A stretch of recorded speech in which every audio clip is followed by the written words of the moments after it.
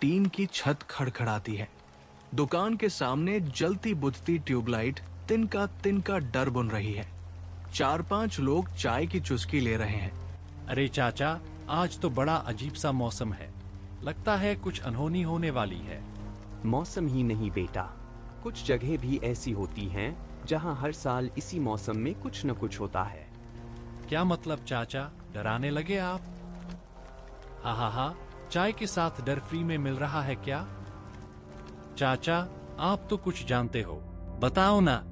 आप ही तो कहते थे कि आपने असली भूत देखा है। देखा ही नहीं बेटा, सामना किया है। वो कोई भूत नहीं था, छलावा था। छलावा? मतलब कहाँ की बात है चाचा? बात 1964 की है। मैं उस वक्त 14 साल का था। गर्मियों की छुट्टियों में हम अपने मामा के गांव गए थे, बरसैनी। वहां के जंगल, वहां का कुआं और वहां का नीम का पेड़, सब कुछ आज भी याद है मुझे। क्यों चाचा, क्या खास था उस कुएं में? उसी कुएं में वो लड़की कूदी थी और तब से हर साल सावन के पहले शुक्रवार को कोई न कोई गायब हो जाता था। गांव वाले कहते थे छलावा आ गया।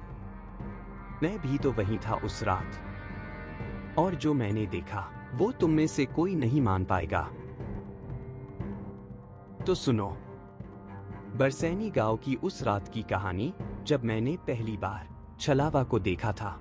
बरसैनी गांव, जहां की मिट्टी भी अलग थी बेटा। गर्मियों की वो रातें बहुत गहरी लगती थी और वहां का एक कुआं हमेशा ढका रहता था। गांव वालों का साफ कहना था, उस कुएं के पास मत जाना। वहीं से शुरुआत हुई थी उस छलावे की।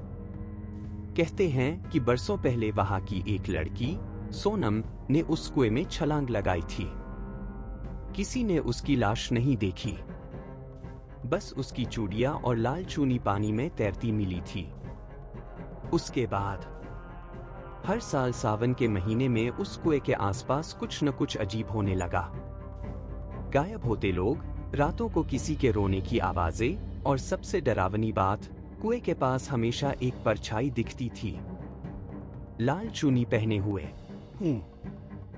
गलती मेरी ही थी। मामा ने मना किया था, रात के बाद उस नीम के पेड़ और कुएं की तरफ मत जाना। पर क्या करें, किशोर उम्र की जिद और हिम्मत कुछ ज्यादा ही थी। एक रात चांदनी खूब निकली हुई थी। मेरे चचेरे भाई लोग मछली पकड़ने की बात कर रहे थे। हम सब 4 लड़के टॉर्च लेकर निकले और कुएं के पास जा पहुंचे। जब हम वहां पहुंचे तो नीम के पेड़ के नीचे एक लड़की खड़ी थी। पीठ हमारी तरफ थी, लाल चुन्नी उड़ रही थी, और जैसे ही हमारी टॉर्च की रोशनी उस पर पड़ी, वो पलटी नहीं, बस एक अजीब सी सरसराहट सी गूंज उठी। हमने समझा कोई औरत है गांव की। मैंने आवाज लगाई, अरे बहन, इतनी रात को यहाँ क्या कर रही हो? लेकिन वो हिली तक नहीं।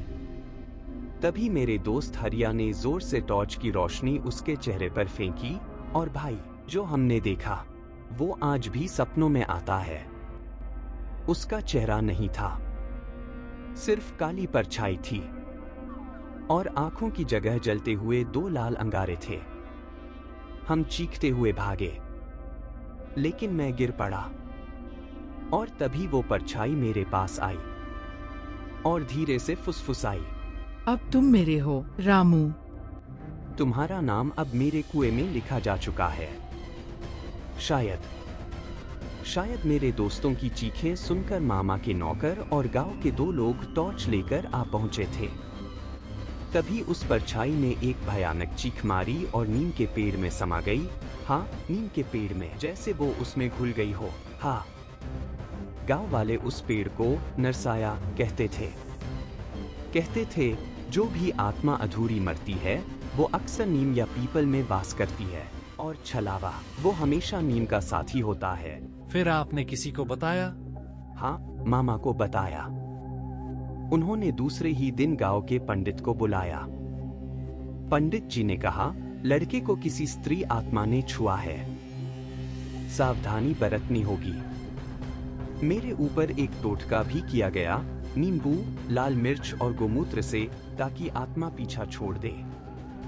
लेकिन रात में मुझे सपनों में वही आवाज सुनाई देती रही, तू वापस आएगा, मैंने तेरा नाम देख लिया है। मैं तब से जान गया, यह केवल डरावना सपना नहीं था, यह किसी अधूरी आत्मा का इरादा था। क्या आपने दोबारा कभी उस नीम के पेड़ की तरफ देखा? नहीं बेटा, मैंने बरसैनी गांव छोड़ दिया। मामा भी कुछ साल बाद शहर आ गए, लेकिन वो पेड़ अब भी वहाँ है। और सुना है, इस साल फिर सावन में कोई लड़का लापता हो गया। तो क्या वह छलावा आज भी वही है? छलावे कभी मरते नहीं बेटा, वो इंतजार करते हैं किसी नए नाम, किसी नए चेहरे का। क्या मतलब यही कि जब कोई उसका नाम पुकारे या जिसे वो छू ले। लेकिन बात यहाँ खत्म नहीं हुई। बरसों बाद, जब मैं शादीशुदा था और 2 बच्चों का बाप बन चुका था, वो लाल चूनी फिर लौटी। हाँ, मेरे छोटे बेटे के जन्म के ठीक एक रात बाद हमारे आंगन में नीम का पेड़ था। रात को पत्नी ने कहा, बाहर से कोई लाल रंग की चीज उड़ती हुई आई थी। मैंने सोचा दुपट्टा होगा, लेकिन पास जाकर देखा, वो गीली थी और उस पर मिट्टी चिपकी थी, जैसे सालों पुरानी हो। मैं बाहर गया, चांदनी रात थी। आंगन में वो लाल चूनी पड़ी थी, वही बनावट, वही किनारे। मैंने जैसे ही उसे उठाया, एक ठंडी सांस मेरी गर्दन से टकराई। अब तुम मेरे हो रामू, मैं भूली नहीं रामू, मैं आई हूँ। तुम्हारा नाम मेरा हो चुका है। फिर वो चुनी हवा में उड़ गई और नीम के पेड़ पर जाकर अटक गई। पंडितों से झाड़ फूंक करवाई, घर छोड़कर दूसरी जगह चले गए। लेकिन वो आवाज आज भी कभी कभी नींद में सुनाई देती है। ये क्या कह रहे हो चाचा? पता नहीं बेटा, पिछली सावन की रात को मैंने फिर उसी लाल चुनी को सपने में देखा, लेकिन इस बार वो जमीन पर नहीं थी, मेरे गले में थी। छलावा भूला नहीं है, वो बस इंतजार कर रहा है। ये सब सुनकर तो लगता है जैसे वो आत्मा आज भी आपको ढूंढ रही है। नहीं बेटा, वो मुझे नहीं ढूंढ रही, वो मुझे पहले ही पा चुकी है। ये कहानी जो मैं तुम्हें सुना रहा हूँ, वो दरअसल एक आखिरी कोशिश है खुद को समझाने की कि शायद मैं अब भी जिंदा हूँ। लेकिन सच ये है कि पिछले साल की वही सावन की रात मैं मर चुका हूँ। चाचा की आंखें एक पल के लिए ठहर जाती है, आवाज धीमी और गंभीर हो जाती है। दुकान पर सन्नाटा छा जाता है। हल्की बारिश शुरू हो चुकी है, बिजली कड़कती है। सभी की आंखें चाचा की तरफ। चाय के कप अब ठंडे हो चुके हैं, सबके चेहरों पर डर साफ है। मैं घर पर अकेला था। वही सावन की पहली शुक्रवार की रात थी, बारिश हो रही थी। तभी फिर से नीम के पेड़ से वो चुनी उड़कर मेरी खिड़की पर आई। मैं समझ गया, अब समय आ चुका है। मैंने दरवाजा खोला।